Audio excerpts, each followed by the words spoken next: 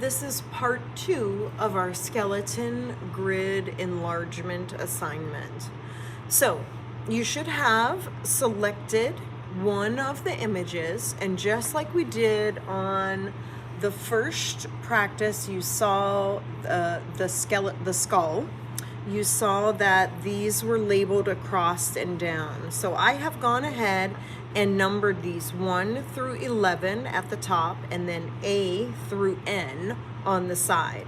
This will help us as we are locating where to position things.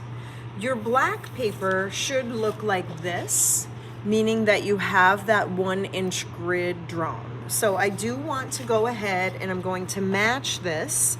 So numbering across 1, 2, 3, 4, 5, 6, 7, 8, 9, 10, and 11. They should match. And I'm going to do the same thing on the side. So A through N. And remember, we'll be erasing these after we're done. So you want to keep that in mind. Don't draw so heavy that you won't be able to erase these. Now this is a 3/4 or 3/4 inch grid. So you can see I have some viewfinders that are indicated 3/4 inch.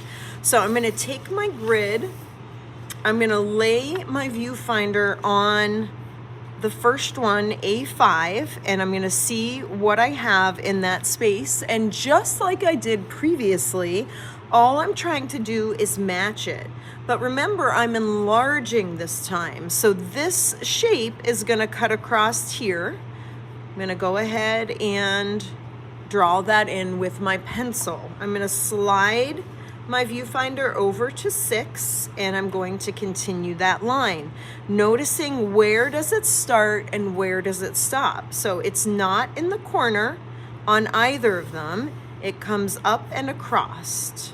Okay, so again, I'm looking at this in reference to the viewfinder that I have here. So again, I'll slide it over to 7. And I'm going to come across the edge of the paper. It gets a little bit cropped on this one just because of the printer, but you do want to extend that line. I'm going to slide over to 8. It's going to go across the top here. It might look like there's nothing there, of course, but it just got cropped, so I can help you with that if you're uncertain. Slide it over to 9. Notice this line comes back down and curves down into this space. Okay, so again, just like you did previously, you are working across or down, whatever makes sense to you, your grid, and you are adding your lines as you see fit. Now draw lightly so that you can always come back and tweak those as needed. So if I need to adjust the line because my angle was slightly off, that's fine. It's not a big deal. So you can see on this one, I want to cross over into 11. There's a little tiny bit of it on the corner here, and then it comes down into the second row or row B. Okay, so you are working slowly for accuracy. You are trying to make sure that your drawing is correct, and you are enlarging as you go. As long as you use your viewfinder and you follow along and try to match where that line starts and stops in the square, it should work out just fine. So this is your second step.